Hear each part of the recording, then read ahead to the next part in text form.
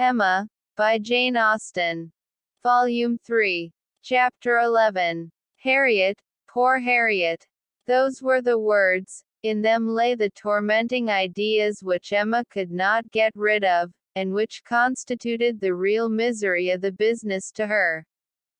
Frank Churchill had behaved very ill by herself, very ill in many ways, but it was not so much his behavior as her own, which made her so angry with him.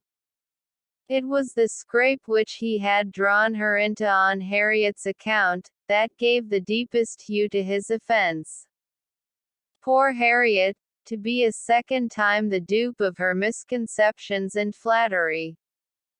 Mr. Knightley had spoken prophetically, when he once said, "Emma, you have been no friend to Harriet Smith."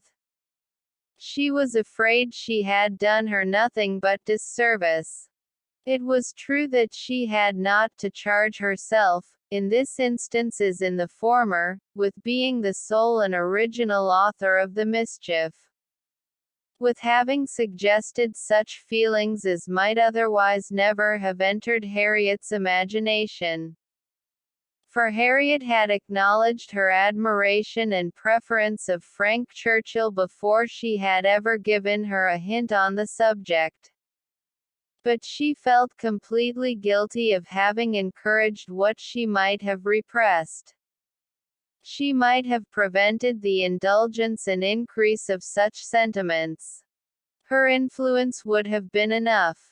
And now she was very conscious that she ought to have prevented them.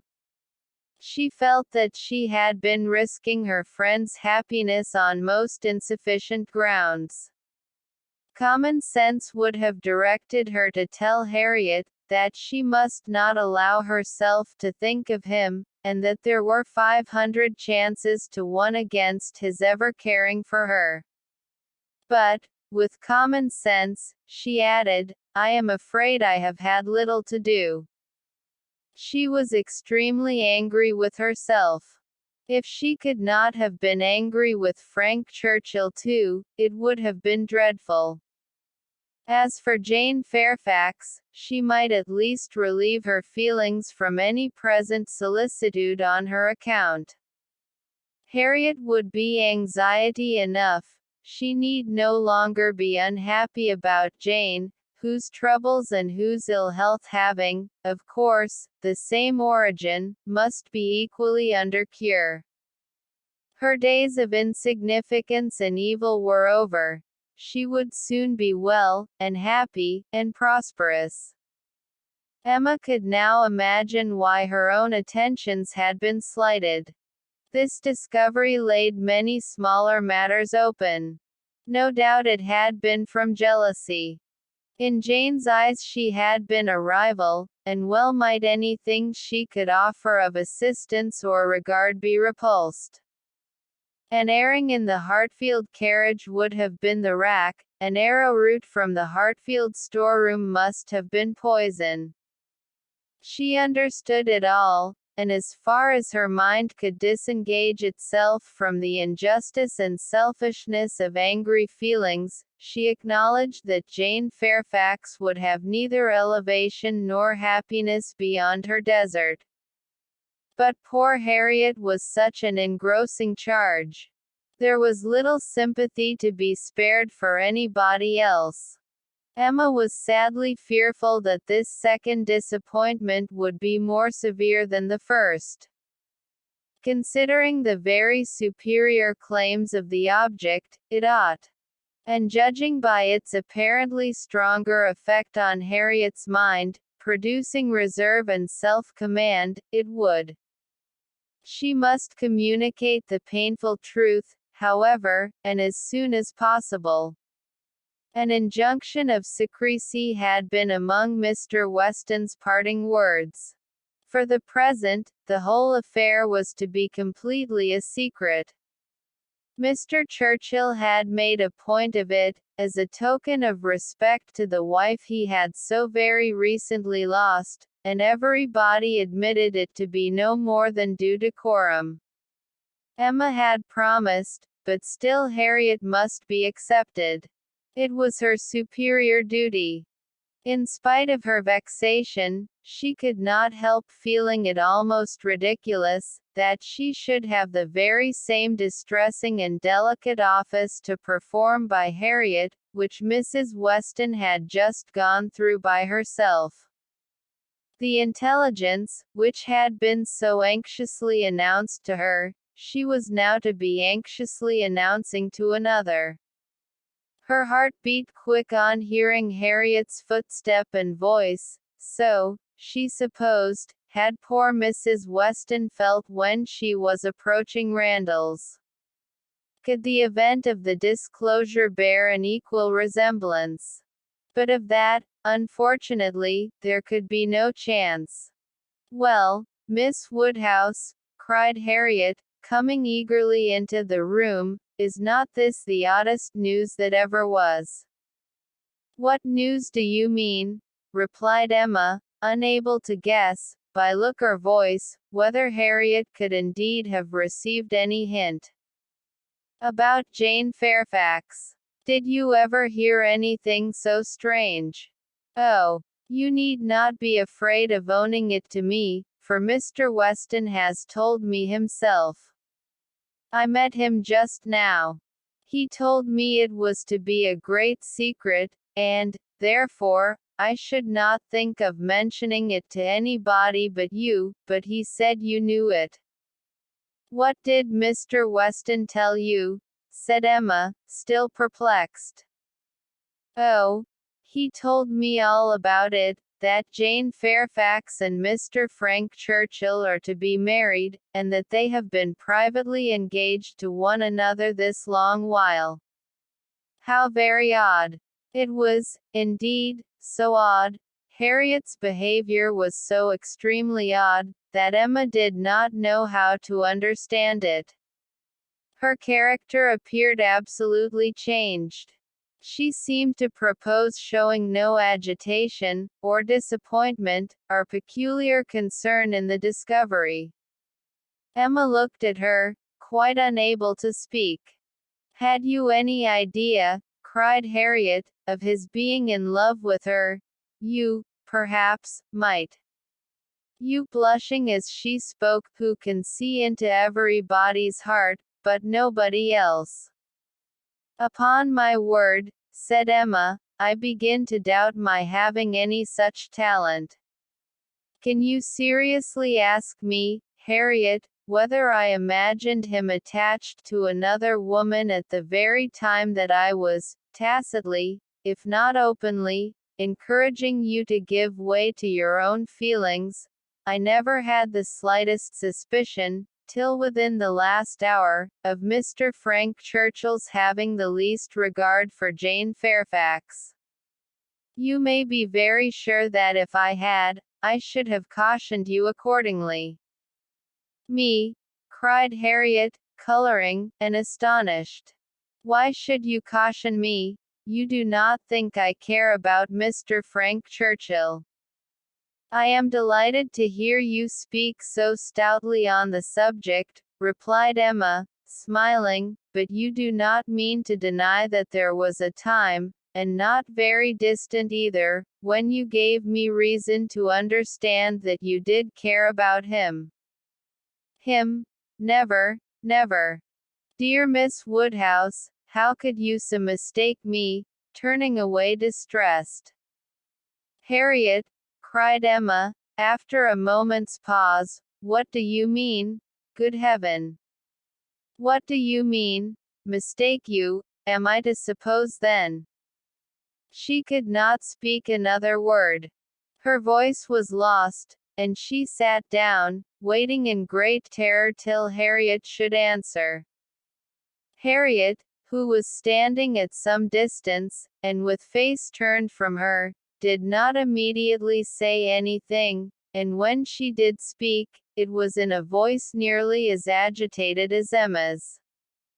"I should not have thought it possible," she began, "that you could have misunderstood me. I know we agreed never to name him, but considering how infinitely superior he is to everybody else, I should not have thought it possible that I could be supposed to mean any other person. Mr. Frank Churchill, indeed. I do not know who would ever look at him in the company of the other. I hope I have a better taste than to think of Mr. Frank Churchill, who is like nobody by his side. And that you should have been so mistaken, is amazing. I am sure, but for believing that you entirely approved and meant to encourage me in my attachment, I should have considered it at first too great a presumption almost, to dare to think of him. At first, if you had not told me that more wonderful things had happened, that there had been matches of greater disparity, those were your very words, I should not have dared to give way to, I should not have thought it possible, but if you, who had been always acquainted with him. Harriet, cried Emma, collecting herself resolutely, let us understand each other now, without the possibility of farther mistake. Are you speaking of Mr. Knightley? To be sure I am. I never could have an idea of anybody else, and so I thought you knew. When we talked about him, it was as clear as possible. Not quite, returned Emma, with forced calmness, for all that you then said, appeared to me to relate to a different person. I could almost assert that you had named Mr. Frank Churchill. I am sure the service Mr. Frank Churchill had rendered you, in protecting you from the gypsies, was spoken of. Oh, Miss Woodhouse, how you do forget. My dear Harriet, I perfectly remember the substance of what I said on the occasion. I told you that I did not wonder at your attachment, that considering the service he had rendered you, it was extremely natural, and you agreed to it, expressing yourself very warmly as to your sense of that service, and mentioning even what your sensations had been in seeing him come forward to your rescue. The impression of it is strong on my memory. Oh, dear, cried Harriet, now I recollect what you mean. But I was thinking of something very different at the time. It was not the gypsies, it was not Mr. Frank Churchill that I meant. No, with some elevation, I was thinking of a much more precious circumstance, of Mr. Knightley's coming and asking me to dance, when Mr. Elton would not stand up with me, and when there was no other partner in the room. That was the kind action, that was the noble benevolence and generosity, that was the service which made me begin to feel how superior he was to every other being upon earth. Good God, cried Emma, this has been a most unfortunate, most deplorable mistake. What is to be done? You would not have encouraged me, then, if you had understood me.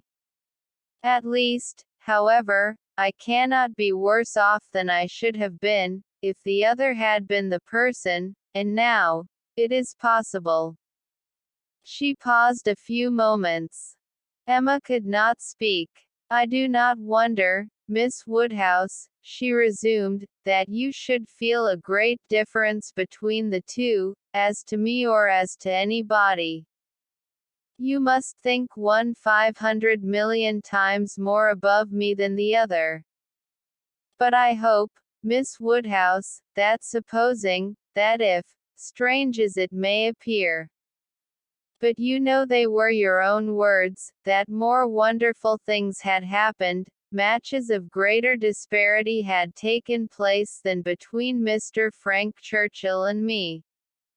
And, therefore, it seems as if such a thing even as this, may have occurred before, and if I should be so fortunate, beyond expression, as to, if Mr. Knightley should really, if he does not mind the disparity, I hope, dear Miss Woodhouse, you will not set yourself against it, and try to put difficulties in the way.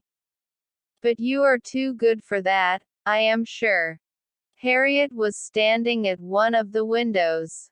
Emma turned round to look at her in consternation, and hastily said, "Have you any idea of Mr. Knightley's returning your affection?"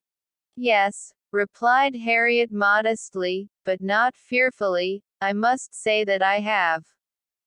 Emma's eyes were instantly withdrawn, and she sat silently meditating, in a fixed attitude, for a few minutes.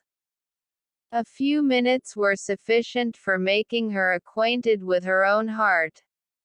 A mind like hers, once opening to suspicion, made rapid progress. She touched, she admitted, she acknowledged the whole truth. Why was it so much worse that Harriet should be in love with Mr. Knightley, than with Frank Churchill? Why was the evil so dreadfully increased by Harriet's having some hope of a return? It darted through her, with the speed of an arrow, that Mr. Knightley must marry no one but herself. Her own conduct, as well as her own heart, was before her in the same few minutes. She saw it all with a clearness which had never blessed her before. How improperly had she been acting by Harriet! How inconsiderate, how indelicate, how irrational, how unfeeling had been her conduct! What blindness, what madness, had led her on! It struck her with dreadful force, and she was ready to give it every bad name in the world. Some portion of respect for herself, however, in spite of all these demerits, some concern for her own appearance, and a strong sense of justice by Harriet, there would be no need of compassion to the girl who believed herself loved by Mr. Knightley, but justice required that she should not be made unhappy by any coldness now, gave Emma the resolution to sit and endure farther with calmness, with even apparent kindness. For her own advantage indeed, it was fit that the utmost extent of Harriet's hopes should be inquired into. And Harriet had done nothing to forfeit the regard and interest which had been so voluntarily formed and maintained, or to deserve to be slighted by the person, whose counsels had never led her right. Rousing from reflection, therefore, and subduing her emotion, she turned to Harriet again, and, in a more inviting accent, renewed the conversation, for as to the subject which had first introduced it, the wonderful story of Jane Fairfax, that was quite sunk and lost. Neither of them thought but of Mr. Knightley and themselves. Harriet, who had been standing in no unhappy reverie, was yet very glad to be called from it, by the now encouraging manner of such a judge, and such a friend as Miss Woodhouse, and only wanted invitation, to give the history of her hopes with great, though trembling delight. Emma's tremblings as she asked, and as she listened, were better concealed than Harriet's, but they were not less. Her voice was not unsteady, but her mind was in all the perturbation that such a development of self, such a burst of threatening evil, such a confusion of sudden and perplexing emotions, must create. She listened with much inward suffering, but with great outward patience, to Harriet's detail. Methodical, or well arranged, or very well delivered, it could not be expected to be, but it contained, when separated from all the feebleness and tautology of the narration, a substance to sink her spirit, especially with the corroborating circumstances, which her own memory brought in favor of Mr. Knightley's most improved opinion of Harriet. Harriet had been conscious of a difference in his behavior ever since those two decisive dances. Emma knew that he had, on that occasion, found her much superior to his expectation. From that evening, or at least from the time of Miss Woodhouse's encouraging her to think of him, Harriet had begun to be sensible of his talking to her much more than he had been used to do, and of his having indeed quite a different manner towards her. A manner of kindness and sweetness. Latterly she had been more and more aware of it. When they had been all walking together, he had so often come and walked by her, and talked so very delightfully. He seemed to want to be acquainted with her. Emma knew it to have been very much the case. She had often observed the change, to almost the same extent. Harriet repeated expressions of approbation and praise from him, and Emma felt them to be in the closest agreement with what she had known of his opinion of Harriet. He praised her for being without art or affectation, for having simple, honest, generous feelings. She knew that he saw such recommendations in Harriet. He had dwelt on them to her more than once. Much that lived in Harriet's memory, many little particulars of the notice she had received from him, a look, a speech, a removal from one chair to another, a compliment implied, a preference inferred, had been unnoticed, because unsuspected, by Emma. Circumstances that might swell to half an hour's relation, and contained multiplied proofs to her who had seen them, had passed undiscerned by her who now heard them. But the two latest occurrences to be mentioned, the two of strongest promise to Harriet, were not without some degree of witness from Emma herself. The first, was his walking with her apart from the others, in the lime walk at Donwell, where they had been walking some time before Emma came, and he had taken pains, as she was convinced, to draw her from the rest to himself, and at first, he had talked to her in a more particular way than he had ever done before, in a very particular way indeed. Harriet could not recall it without a blush. He seemed to be almost asking her, whether her affections were engaged.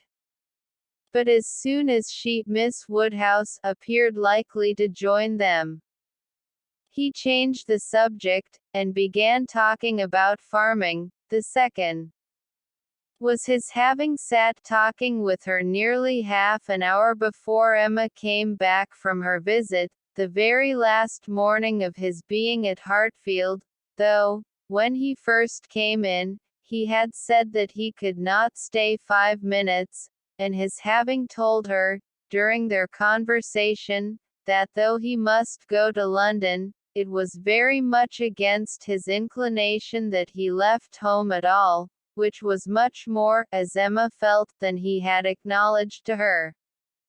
The superior degree of confidence towards Harriet, which this one article marked, gave her severe pain. On the subject of the first of the two circumstances, she did, after a little reflection, venture the following question. Might he not, is not it possible, that when enquiring, as you thought, into the state of your affections, he might be alluding to Mr. Martin, he might have Mr. Martin's interest in view? But Harriet rejected the suspicion with spirit. Mr. Martin. No indeed. There was not a hint of Mr. Martin. I hope I know better now, than to care for Mr. Martin, or to be suspected of it. When Harriet had closed her evidence, she appealed to her dear Miss Woodhouse, to say whether she had not good ground for hope. I never should have presumed to think of it at first, said she, but for you. You told me to observe him carefully, and let his behavior be the rule of mine, and so I have. But now I seem to feel that I may deserve him, and that if he does choose me, it will not be anything so very wonderful. The bitter feelings occasioned by this speech, the many bitter feelings, made the utmost exertion necessary on Emma's side, to enable her to say on reply, "Harriet, I will only venture to declare, that Mr. Knightley is the last man in the world, who would intentionally give any woman the idea of his feeling for her more than he really does." Harriet seemed ready to worship her friend for a sentence so satisfactory.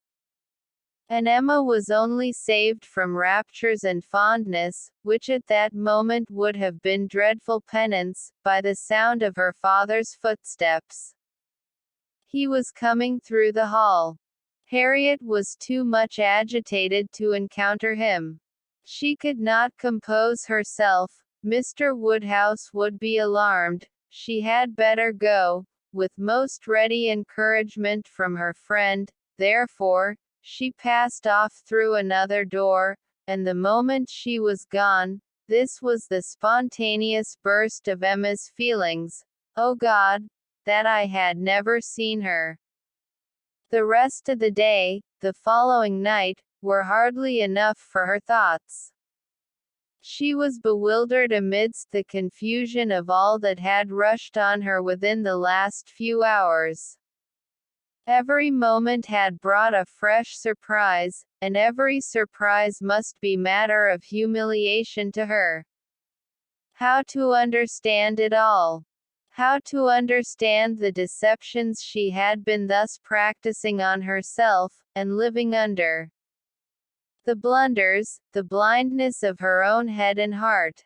She sat still, she walked about, she tried her own room, she tried the shrubbery. In every place, every posture, she perceived that she had acted most weakly, that she had been imposed on by others in a most mortifying degree, that she had been imposing on herself in a degree yet more mortifying, that she was wretched, and should probably find this day but the beginning of wretchedness.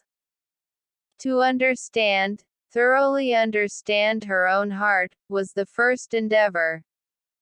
To that point went every leisure moment which her father's claims on her allowed, and every moment of involuntary absence of mind. How long had Mr. Knightley been so dear to her, as every feeling declared him now to be?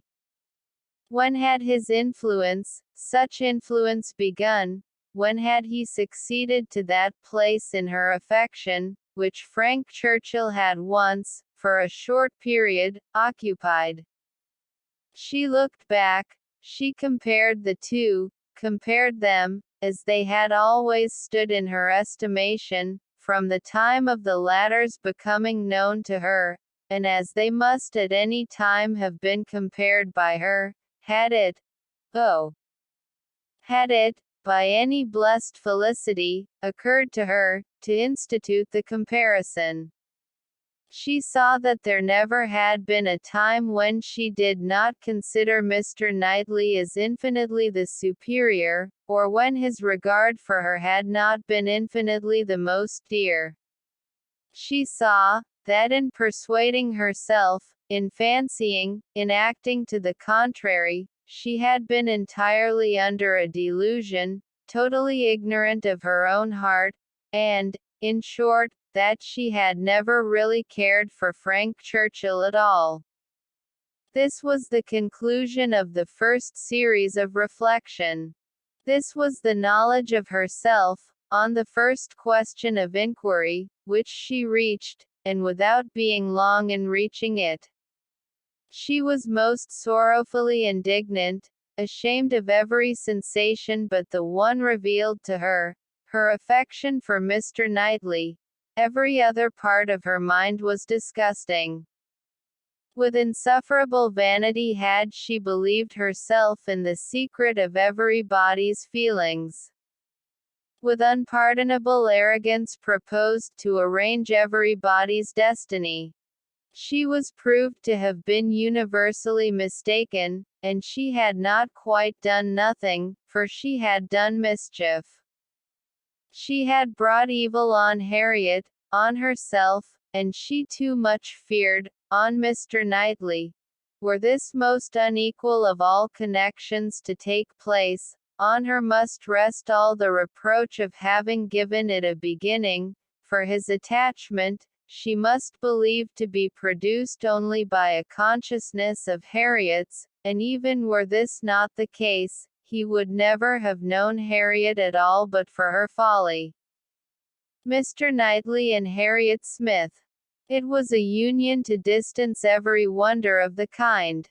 The attachment of Frank Churchill and Jane Fairfax became commonplace, threadbare, stale in the comparison, exciting no surprise, presenting no disparity, affording nothing to be said or thought. Mr. Knightley and Harriet Smith. Such an elevation on her side. Such a debasement on his. It was horrible to Emma to think how it must sink him in the general opinion, to foresee the smiles, the sneers, the merriment it would prompt at his expense. The mortification and disdain of his brother, the thousand inconveniences to himself. Could it be? No, it was impossible. And yet it was far, very far, from impossible.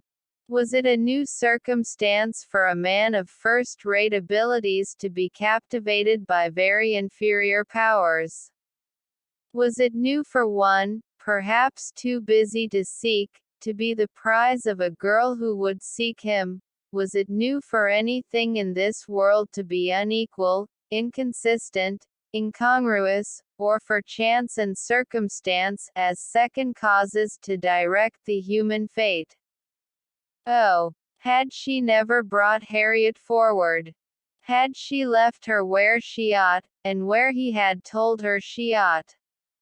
Had she not, with a folly which no tongue could express, prevented her marrying the unexceptionable young man who would have made her happy and respectable in the line of life to which she ought to belong, all would have been safe, none of this dreadful sequel would have been. How Harriet could ever have had the presumption to raise her thoughts to Mr. Knightley. How she could dare to fancy herself the chosen of such a man till actually assured of it. But Harriet was less humble, had fewer scruples than formerly.